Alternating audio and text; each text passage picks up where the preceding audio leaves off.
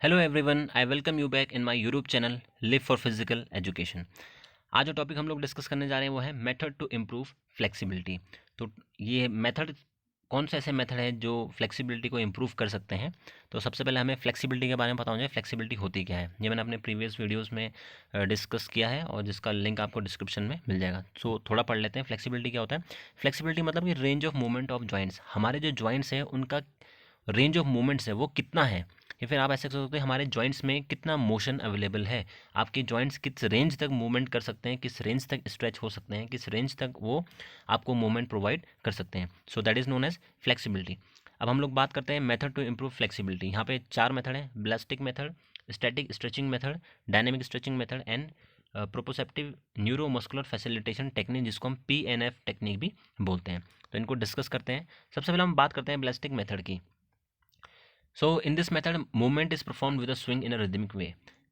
ब्लास्टिक की अगर हम लोग बात करते हैं जब जिसमें आप कोई भी मूवमेंट एक स्विंग में करते हो या आप एक रिदम में करते हो, जैसे कि आप लोग इसमें देख सकते हो इस इमेजेस में कि एक रिदम में, ये एक रिदम चल रहा है इनका, ये एक स्विंग चल रहा है। इसमें क्या, ये एक्सरसाइज कर रहे हैं, उसमें इनके जो जॉइंट्स हैं वो स्ट्रेच हो रहे हैं, जो इनकी मसल्स है वो स्ट्रेच होंगी। तो ये पूरा एक चलता है, स्विंग पे चलता है या काउंट पे चलता है या रिदम पे चलता है। काफ़ी इसमें काउंट में भी करते हैं कि 1 2, तो ऐसे करके काउंट करेंगे, एक्सरसाइज करते हैं। तो ऐसी जो एक्सरसाइजेज या स्ट्रेचेस आते हैं वो किस में, हमारे बेलास्टिक मेथड में। The related joint is stretch with a swing. जितना आप स्विंग करोगे उतना ही जॉइंट क्या होगा, स्ट्रेच होगा। जितना आप स्विंग करोगे उतना जॉइंट क्या होगा, स्ट्रेच होगा। Stretching exercises can be perform rhythmically with a count. जैसे मैं भी काउंट की बात कर रहा था, आप इसमें रिदम से करोगे लेकिन काउंट भी कर सकते हो कि जो 1 जैसे आपने काउंट किया तो एक हाई लेवल तक स्ट्रेचिंग होती है। देन 2 किया तो आप उसको रिदम से उसको कंटिन्यूसली परफॉर्म कर रहे हो। At each count the joint is stretch to the maximum limit and then it is against flexed. जैसे आप काउंट स्टार्ट करोगे, जैसे आप काउंट करोगे स्विंग करोगे तो वो एक लेवल तक, मैक्सिमम लेवल तक स्ट्रेच होगा। उसके बाद आप वापस अपनी पुरानी पोजीशन में आ जाओगे। So before performing such exercises appropriate warm up is essential because there are maximum chances of over stretching of a joint. ये बहुत इंपॉर्टेंट चीज़ है। वैसे के लिए अगर आप स्पोर्ट्स में इन्वॉल्व होते हो तो वार्म अप हर चीज़ में करना चाहिए, बट अगर हम लोग बात करते हैं स्ट्रेचिंग की, तो वार्म अप होना बहुत ज़रूरी है, क्योंकि कहीं ना कहीं स्ट्रेचिंग में अगर जब ओवर स्ट्रेचिंग हो जाता है इंजरीज होने के चांसेस बहुत हो जाते हैं। सो बेसिकली अगर आप इसका समरी निकालोगे ब्लास्टिक मेथड की, तो इसमें ये है कि सिंपली आप जो भी एक्सरसाइज करते हो, जो भी आप मूवमेंट करो वो आप स्विंग में करोगे, रिदम में करोगे, ऑन काउंट से उसको करोगे।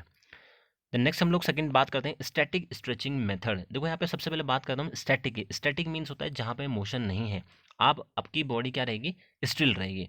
So static stretching method, it involves gradually easing into A stretch position and holding the position. इसमें आप अपनी स्ट्रेच पोजीशन में जाओगे, जो चीज़ आपको, जो बॉडी पार्ट आपको स्ट्रेच करना है उसको होल्ड करके रखना है। जैसे आप इसको देख सकते हो, इन्होंने क्या किया, इन्होंने अपने टो को होल्ड करके रखा है। तो इसमें भी, इस पोजीशन में इनको होल्ड करके रखना है, और ये यहाँ पे भी जो चेंजमेंट आ रहा है इसमें भी क्या करना है, होल्ड करना है। तो holding is very important in static stretching method. Then the amount of time a static stretch is held depends on one purpose.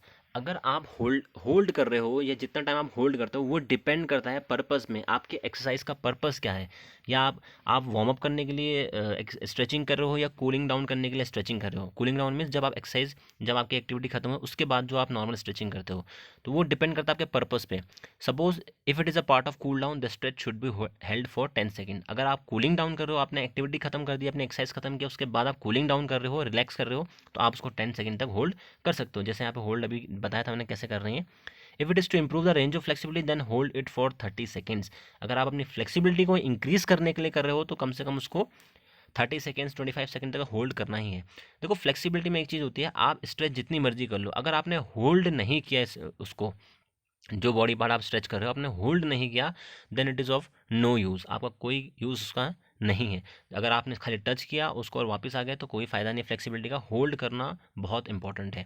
जब तक आप होल्ड करोगे तभी इम्पैक्ट पड़ेगा हमारे जॉइंट्स और मसल्स में। देन जो थर्ड है हमारा डायनेमिक स्ट्रेचिंग मेथड। देखो अगेन डायनेमिक मतलब क्या होता है, जहाँ पे मोशन होता है, जहाँ पे चेंजमेंट होता है, तो उसको हम बोलते हैं dynamic stretching method. It consist of control leg and arm swings that take you gently to the limit of your range of motion. देखो डायनेमिक में क्या हो रहा है, आपके बॉडी मोशन में रहेगी, तो मोशन में रहेगी तो आपके लेग और आर्म दोनों उसमें इंक्लूड हो जाएंगे। If an event requires a dynamic movement it is appropriate to conduct dynamic stretching exercise. अगर आप कोई ऐसी एक्सरसाइज कर रहे हो या आप कोई ऐसी मूवमेंट करो जिसमें डायनेमिक मूवमेंट आपको चाहिए, जिसमें आपको, जैसे जिम्नास्टिक में होता है, जिम्नास्टिक में आप अलग अलग तरीके से मूवमेंट करते हो, उसमें आपकी फ्लेक्सिबिलिटी को देखा जाता है। तो वहाँ पे इम्पॉर्टेंट ये है कि अप्रोप्रिएट ये रहेगा, सही ये रहेगा कि आप डायनेमिक स्ट्रेचिंग एक्सरसाइजेस की प्रैक्टिस करो। Start with the movement of at half speed for a couple of repetitions and then gradually work up to the full speed। ऐसे डायनेमिक स्ट्रेचिंग में क्या करना है आपको, पहले आपको आधी स्पीड से करना पड़ेगा, या आपके मूवमेंट है उसको थोड़ा आपको उसमें स्पीड कम होनी चाहिए, देन आप उसको रेपिटेशन करोगे और उसके बाद आप धीरे धीरे उस स्पीड को इंक्रीज कर सकते हो। जैसा आपकी एग्जांपल आपको दिख रहा है, ये डायनेमिक है, यहाँ पे जो स्ट्रेचिंग हो रही है क्या है, वो डायनेमिक है। तो जिम्नास्टिक में ये बहुत देखने को मिलता है, जिम्नास्टिक में आप देख सकते हो फ्लेक्सिबिलिटी की नीड बहुत ज़्यादा है। द लास्ट जो हम लोग बात करते हैं, प्रोपोसेप्टिव न्यूरोमस्कुलर फैसिलिटेशन, जिसको हम लोग PNF टेक्निक भी बोलते हैं। ये थोड़ा एक हाई एडवांस तरीका है फ्लेक्सिबिलिटी को इंक्रीज करने का। So this method is use by advance sports person for gaining flexibility. इनको जो हाईली स्पोर्ट्स पर्सन होते हैं, एथलीट्स होते हैं, खास करके जिम्नास्टिक की बात करते हैं जहाँ पे स्ट्रेचिंग की बहुत नीड होती है, वहाँ पे इस चीज़ को यूज़ किया जाता है। This is also known as post isometric stretch. इसका जो दूसरा नाम है उसको हम क्या बोलते हैं, पोस्ट आइसोमेट्रिक स्ट्रेच। अगर आप बात करोगे इसमें, देखो ये चीज़ आई है आइसोमेट्रिक। आइसोमेट्रिक क्या होता है, जहाँ पे मूवमेंट पॉसिबल हो, जहाँ पे चेंजमेंट नहीं होता है इतना, जहाँ पे मूवमेंट इतना पॉसिबल नहीं होता है, जहाँ पे वो मूवमेंट होगा बट वो हमें विजिबल नहीं होगा। सो इसको हम क्या बोलेंगे, post isometric stretch, and it is totally based on the principle of PNF जो प्रोपोसेप्टिव न्यूरोमस्कुलर फैसिलिटेशन है, उस पर पूरा डिपेंड करता है ये। This principle state that if a muscle is contract maximally for a few second, अगर कोई एक मसल्स को आप मैक्सिमम तक फ्यू सेकेंड, अगर उसको मैक्सिमम लेवल तक कुछ सेकेंड तक भी आप उसको होल्ड करके रखते हो, उसको मसल्स जो कॉन्ट्रैक्ट हो रही हैं उनको होल्ड करके रखते हो, then after the contraction the muscle gains the maximum relaxation.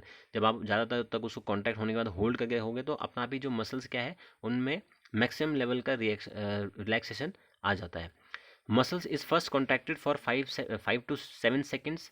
आप मसल को क्या करोगे, थोड़ा कॉन्ट्रैक्ट करेगी वो 5 से 7 सेकेंड, जैसे कि आपको इमेज में दिख रहा है, जैसे कोई मूवमेंट करा रहे हैं, तो जो इनके अंदर की मसल्स है वो 5 से 7 सेकेंड तक कॉन्ट्रैक्ट करेगी, then gradually stretch to its maximum limit and held in this position for about 8 to 10 seconds.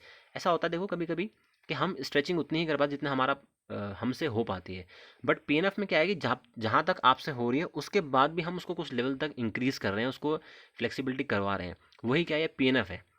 वही कह रहे हैं, देखो 5 से 7 सेकंड तक आपने फ्लेक्सिबिलिटी अपने लेवल पे करी, देन ग्रेजुअली इसको हम धीरे धीरे और स्ट्रेच करते हैं, 8 से 10 सेकंड तक उसको होल्ड करते हैं। तो the process is to be repeated for 4 to 8 times of each muscle group. अगर इस प्रोसेस को हम लोग को रेपिटेशन करना है 4 से 8 बार, या 4 से 6 टाइम्स भी आप इसको रेपिटेशन कर सकते हो, लेकिन जितनी मसल्स उसमें यूज़ हो रही हैं डिपेंड करता है हमारे बॉडी पार्ट में।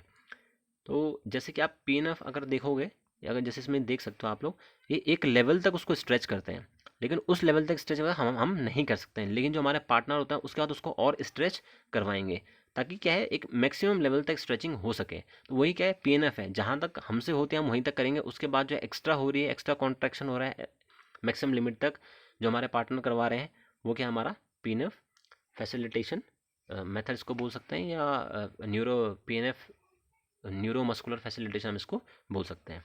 तो आई होप सो गाइस आपको वीडियो समझ में आएगा। कोई भी अगर डाउट है तो आप क्लियरली उसको आराम से पूछ सकते हैं, कोई ऐसा इशू नहीं है।